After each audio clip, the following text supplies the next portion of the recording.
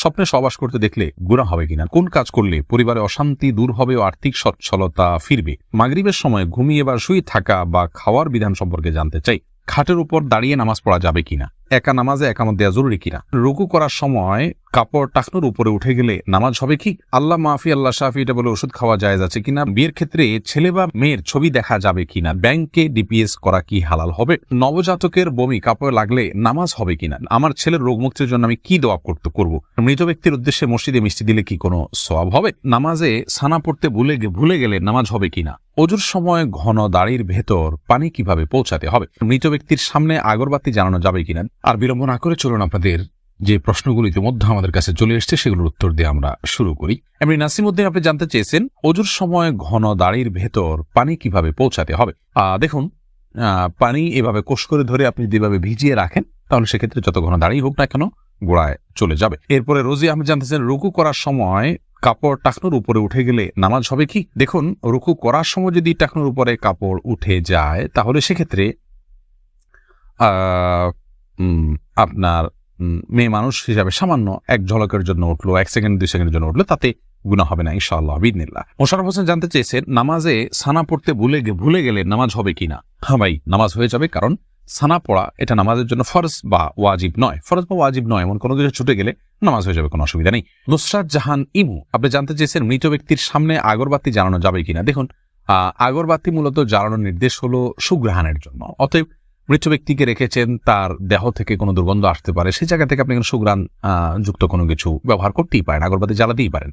এছাড়া মসজিদে আগরবাতি জ্বালানোর কথা মুরাদুল্লাহ তাআলা বলেছেন। ইমানদারের বাসা বাড়িতে আগরবাতি অথবা ধূপের আপনার ধোঁয়া এটা প্রজ্বলন করা হবে সুঘ্রাণের জন্য, এটি ভালো, এটি খারাপ কোনো কাজ নয়, তবে মৃত ব্যক্তির জন্য করতেই হবে এমন কোনো বিষয় নয়। এমডি শাফি জানতেছেন মোবাইলে ইমার্জেন্সি টাকা খরচ করে টাকা না দিয়ে মারা গেলে ক্ষমা হবে কি। না ভাই, এটা গুনাহের কারণ, এজন্যই ইমার্জেন্সি ব্যালেন্স নিলে খুব দ্রুত সেটা পরিশোধ করার চেষ্টা করে ফেলা উচিত। আর সেই সাথে তার আত্মীয়স্বজন যারা আছেন তারা পরবর্তীতে তার দেনা পাওনা পরিশোধের ক্ষেত্রে তাদের খেয়াল করা উচিত। এটা হতেই পারে মানুষের দ্বারা, যদি এরকম হয় তাহলে সেক্ষেত্রে তাদেরকে ওসিয়ত করে যাওয়া উচিত যে আমার দেনা পাওনাগুলো হয়তো সাবধান থাকবে, তাদের পক্ষ থেকে আদায় করলে ইনশাআল্লাহ তিনি দায়মুক্ত হয়ে যাবেন। এরপরে বোন সাদিয়া ইসলাম জানতেছেন লোকমুখে শুনেছি জীবদ্দশায় 1 কেজি সুরমা লাগালে সে জান্নাতি, এটা কি সঠিক না বোন?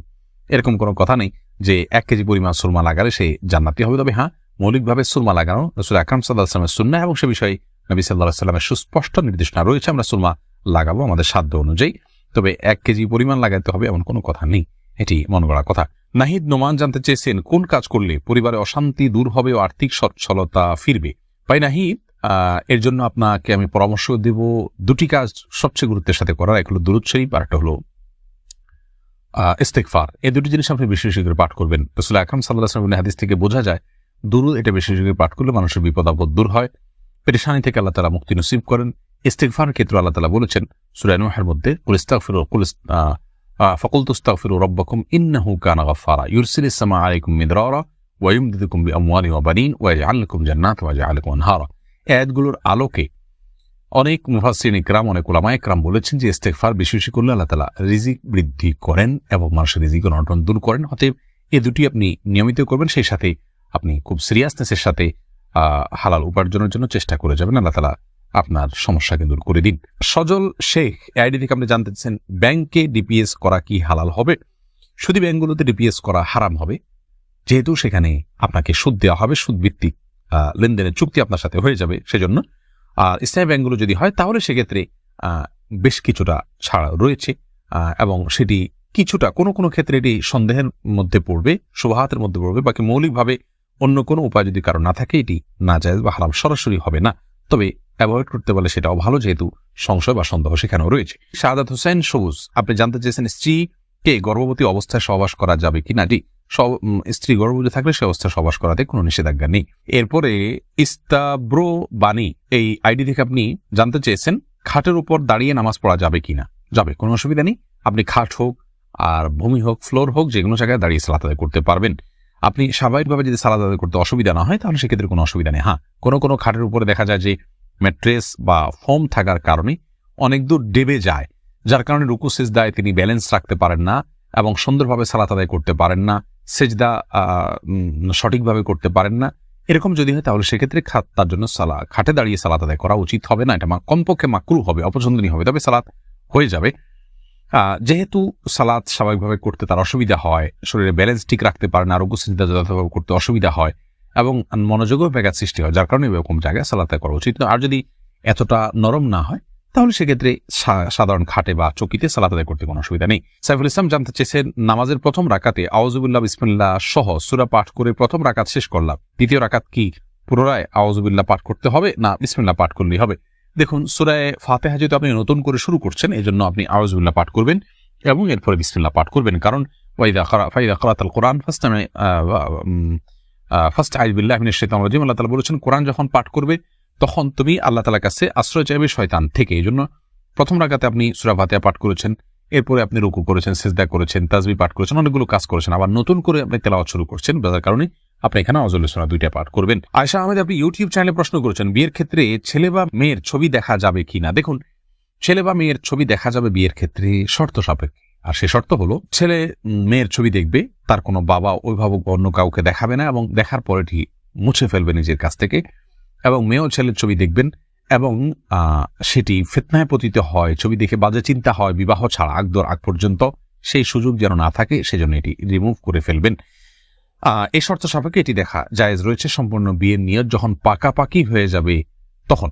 আর আজকাল যেমন হয়, আল্লাহ মাফ করুক, তথাকথিত অবৈধ প্রেমের ক্ষেত্রে অনেকে বলে যে আমার বিয়ের নিয়ত আছে সেজন্য আমি দেখছি, আপনি দেখেই যাবেন, এ অধিকার আপনাকে দেওয়া হয়নি, আপনি এক নজর দেখতে পারেন শুধুমাত্র জানার জন্য, বাস এটুকু, এরপরে আপনি সেটার কন্টিনিউ করতে পারবেন না। মহিমা মাহি, আপনি জানতে চেয়েছেন নবজাতকের বমি কাপড়ে লাগলে নামাজ হবে কিনা? দেখুন, বমি নাপাক, সেটা নবজাতক হোক অথবা প্রাপ্তবয়স্ক কেউ হোক, সবার বমি নাপাক, যার কারণে এটি লাগলে নাপাক হয়ে যাবে। এমনি মামুন হোসেন জানতে চেয়েছেন, মৃত ব্যক্তির উদ্দেশ্যে মসজিদে মিষ্টি দিলে কি কোনো সওয়াব হবে? দেখুন, মৃত ব্যক্তির পক্ষ থেকে আপনি গরিব দুঃখীকে খাবার দিতে পারেন, কোনো অসুবিধা নেই, দিনক্ষণ ঠিক না করে এমনিতে গরিব দুঃখীকে খাবার দিলেন। মসজিদে বিশেষভাবে খাবার দিতে এমন কোনো কথা নেই, গরিব দুঃখীকে খাবারটা আপনি বাইরেও দিতে পারেন, তাদের বাসা পৌঁছে দিতে পারেন, মসজিদ থেকে মসজিদের সাধারণ মুসল্লিরা আছে তাদেরকে আপনি দান করতে পারেন মৃত ব্যক্তিকে সওয়াবের উদ্দেশ্যে, সেটি হতে পারে। কিন্তু এটিকে আমাদের দেশে যেরকম সিস্টেম বানিয়ে নিয়েছে এমন মানুষ, যে কেউ মারা গেলে মসজিদে মিষ্টি পাঠানো, জিলাপি পাঠানো, মুসল্লিদেরকে খাওয়ানোর জন্য, এরকম কোনো নির্দেশ, আলাদা পার্টিকুলার নির্দেশ ইসলামে দেওয়া হয়নি। তবে হ্যাঁ, গরিবের পক্ষ, এই মৃত ব্যক্তির পক্ষ থেকে আমরা সাদাকা করতে পারি, তারই অংশ হিসাবে খাদ্যদান হতে পারে, সেটি গরিব অসহায় মানুষকে প্রাধান্য দিয়ে দেওয়া উচিত। মসজিদে না দিয়ে আপনি সেটি যদি বস্তিতে দেন, গরিব মানুষের বাসা বাড়িতে দেন, সেটি আরো বেশি সওয়াবের কারণ হবে ইনশাআল্লাহ। ফাতেমা বেগম জানাচ্ছেন, গরুর গোবর কি নাপাক? বোন, গরুর গোবরের পাক নাপাক অনেক দুটি মত রয়েছে সৌদি আরবের স্কলারদের। অনেকে মনে করেন যে সমস্ত পশুর খাদ্য গোশত খাওয়া হালাল, সেগুলোর পেশাব পায়খানা নাপাক নয়। তবে এর চাইতে অধিক শক্তিশালী হলো এক্ষেত্রে ইমাম আবু হানিফা রাহমাতুল্লাহ মত যে এগুলো নাপাক, অতএব সেই হিসাবে গরুর গোবরকে আমরা নাপাক বলবো। আফনান লিজ, আপনি জানতে চেয়েছেন আমার ছেলের রোগ মুক্তির জন্য আমি কি দোয়া করব? আপনি মা হিসাবে তার জন্য আল্লাহর কাছে সাধারণভাবে দোয়া করবেন, দোয়া কবুলের জায়গাগুলোতে, সময়গুলোতে দোয়া করবেন, ইস্তিগফার, দুরুদ এবং দোয়া ইউনুস, লা ইলাহা ইল্লা আনতা সুবহানাকা ইন্নী কুনতু মিনাজ জালিমিন এবং ইয়া যাল জালালি ওয়াল ইকরাম, এগুলো পাঠ করে এবং আল্লাহর নাম ডেকে ডেকে, এটা ইসমে আজম আল্লাহ, হে আল্লাহ, এভাবে ডেকে ডেকে আল্লাহর কৃতজ্ঞতা স্বীকার করে আল্লাহর কাছে দোয়া করবেন। ইনশাআল্লাহ আপনি কায়মন অবাক্কায় দোয়া করলে মায়ের দোয়া সন্তানের জন্য আল্লাহ তাআলা কবুল করবেন। যদি আপনার দোয়া আপনি কবুল হতে না দেখেন তাহলে বিচলিত হবেন না, সবর করবেন, আল্লাহ তাআলা সেখানে আপনার জন্য কোনো কল্যাণ অবশ্যই নিহিত রেখেছেন। এমডি রায়হান সিদ্দিকী, আপনি জানতে চাইছেন মাগরিবের সময় ঘুমিয়ে বা শুয়ে থাকা বা খাওয়ার বিধান সম্পর্কে জানতে চাই। দেখুন ভাই রায়হান, মাগরিবের পরে এশার আগে শোয়ার ব্যাপারে হাদিস নিষেধাজ্ঞা রয়েছে। নবী সাল্লাল্লাহু আলাইহি ওয়াসাল্লাম অপছন্দ করতেন এই সময় শোয়াটাকে, যার কারণে মাগরিবের পরে শোয়া উচিত নয়। তবে যদি কেউ অসুস্থ থাকেন, শরীরে ক্লান্তি থাকে, তিনি শুয়ে আছেন ক্লান্তির কারণে, সেটি ভিন্ন বিষয়, কিন্তু সাধারণ অবস্থাতে এই সময় ঘুমানো নিষেধ, কারণ এই সময় ঘুমাইলে আপনার এশার সালাত তরক হয়ে যেতে পারে। তাছাড়া সকাল এবং সন্ধ্যার সময়গুলো আল্লাহকে স্মরণ করার সময়, জিকিরের সময় জন্য এই সময় ঘুমিয়ে কাটাবেন না। শুধু সামান্য একটু শুয়ে থাকা এটা ভিন্ন বিষয়, এটা ইনশাআল্লাহ নিষেধাজ্ঞার আওতায় পড়বে না। সুজন মুখতার, আপনি জানতে চেয়েছেন ইউটিউব চ্যানেলে স্বপ্নে সহবাস করতে দেখলে গুনাহ হবে কিনা? না, এর কারণে কোনো গুনাহ হবে না, কারণ এটি বান্দার ইচ্ছার দিন কোনো বিষয় নয়, বান্দার ইচ্ছাধীন বিষয় নয়, এমন বিষয়ের জন্য আল্লাহ তাআলা বান্দাকে পাকড়াও করবেন না। এমডি সোহাগ খান জানতেছেন একা নামাজে একামত দেওয়া জরুরি কিনা? জি ভাই, একা নামাজ পড়লেও আপনি যখন একাকি ফরজ নামাজ আদায় করবেন, একামত দিয়ে নামাজ পড়বেন, এই উদ্দেশ্যে কেউ চাইলে আপনার সঙ্গে এসে যোগ দিতে পারে জামাতে। আমরা কিন্তু এটা অনেকেই জানি না। কেউ যদি নামাজ শুরু করে দেন একা একা, তিনি যদি জোরে জোরে তাকবীর বলেন ইমামতের নিয়তে, পরবর্তীতে কেউ এসে তাকে টাচ করে তার পাশে দাঁড়িয়ে জামাতে শামিল হয়ে যেতে পারে, যে কোনো পর্যায়ে, যে কোনো মাঝামাঝি পর্যায়ে এসেও শামিল হয়ে যেতে পারে। তাহলে সেক্ষেত্রে তারা উভয় জামাতে সালাত আদায় করার সওয়াব পেয়ে গেলেন। এরপরে মোহাম্মদ শাহিন আলম জানতেছেন আল্লাহ মাফি আল্লাহ শাফি এটা বলে ওষুধ খাওয়া জায়েজ আছে কিনা, এটা বলাতে তোমার অসুবিধার কিছু নেই, তো বিসমিল্লাহ বলি পান করলে যথেষ্ট।